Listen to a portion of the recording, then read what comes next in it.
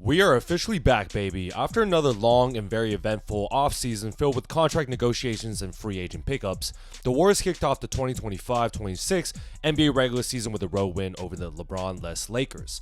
The biggest standout for me was the stellar play of newly extended Jonathan Kuminga, who showed impressive poise in the Warriors' offensive system and hit a career-high 4 3-pointers. Let's break down how he made an impact across the board.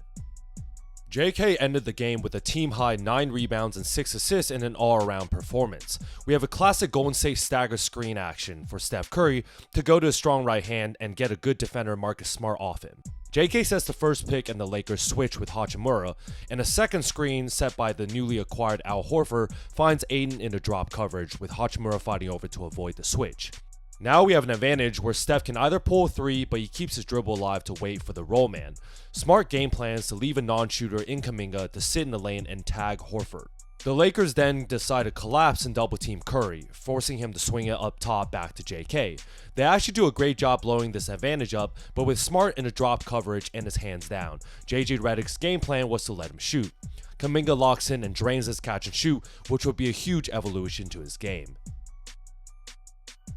This was my favorite highlight of the night and foreshadows the next growth for Kuminga. Golden State was fine letting JK guard Luka for long periods, allowing him to work his heliocentric offense while sticking to shooters. I noticed JK do a fantastic job using his chest to negate Doncic's strength while keeping his hands down to avoid getting a reach and foul as the on-ball defender. Kuminga forces Luka to dribble into an awkward angle and then keeps his hands straight up to contest this floater, and on the fast break, he knows Luka is slow and he has a massive advantage with the 4-on-3. But this is my favorite part. The last few years we would expect JK to look for his own and drive to the rim, and Steve Kerr's main frustration was his inability to find Curry in the offense. Kuminga sees that Hachimura is at a disadvantage with 2 players on the weak side and his back turned, so he intentionally looks for Steph on the break, leading to a wide open triple.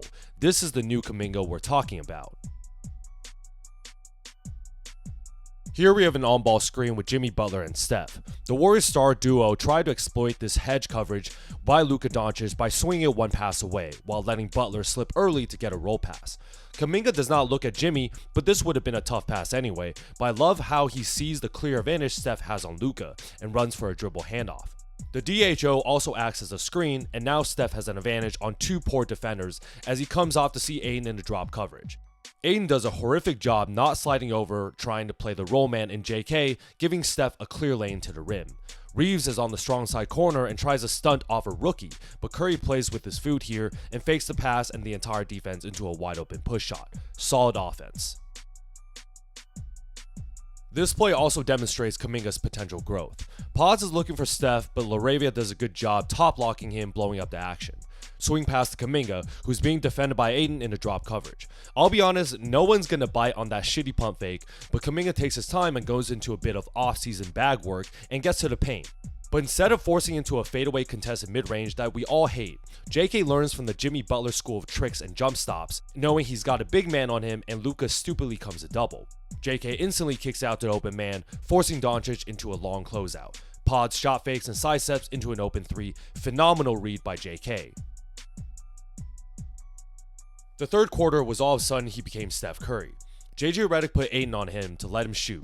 Here on a swing pass, Kuminga's open with Aiden in drop coverage, but JK patiently waits for the play to develop. With Draymond in the post, we have the Golden State split action, but Gabe Vincent sees this right through and blows it up by denying Steph's path of using JK's screen, forcing the back cut. Both Luka and Aiden sit in the paint to prevent the backdoor, so LA actually plays this extremely well. Kuminga counters by backing up to the 3-point line to create more space, and confidently receives a kick-out pass by Green. I love how JK is shooting these as plays develop instead of forcing the initial action, but another huge catch and shoot is part of LA's game plan, and I bet they will keep living with this. Here's another outstanding read playing off of Steph Curry's gravity. Kuminga has 0 numbers here, but look at him directing traffic and pointing at Draymond to set a screen for Steph. Vincent does a great job blowing this again by playing the high side, forcing him to cut to the corner. Steph then points at JK to pass to Draymond, and Kuminga right away sets a pin down for him to curl.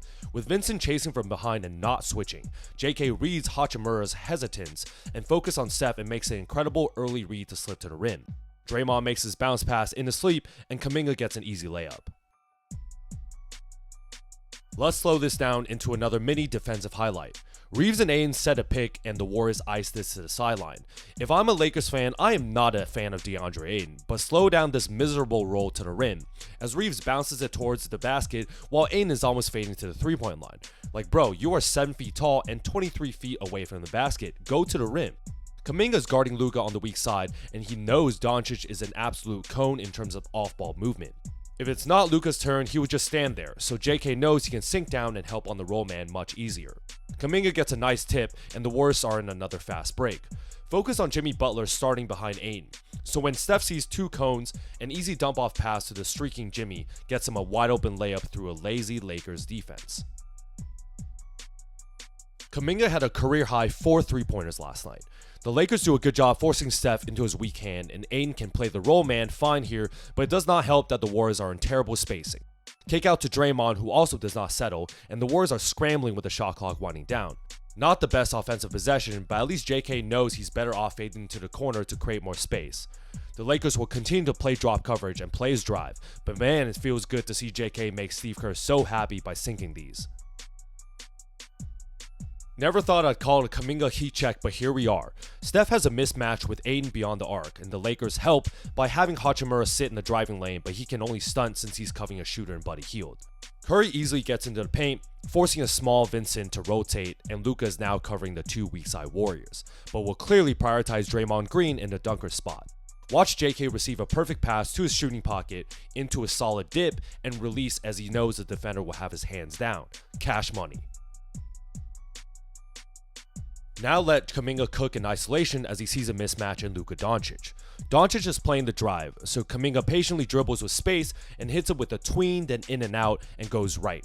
I'm not the biggest fan of his slight foul bait, but he's doing it to Luka of all people. Takes a shoulder bump and still rises and uses his athleticism to lock in on this floater shot. Lastly, we get a Warriors play that's often saved for late game situations, and this is the inverted pick and roll. This forces the defense to play a non-traditional coverage, where the shooter in Steph Curry uses his gravity to allow multiple offensive options. Steph sets a solid screen on the back of Hachimura, so if the Lakers switch, now Kuminga has a mismatch in Gabe Vincent and also a head of steam to attack with a strong right hand.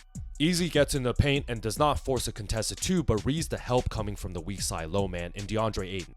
This demonstrates another clear maturity in Kuminga's game as he hangs in the air to dump it off at the last second to the wide open Al Horford. This is the new Jonathan Kuminga. There you guys have it, another season of in-depth breakdowns ahead for a team with championship level expectations. For the first time in a while, the Warriors entered the season without drama or roster holes, and it showed.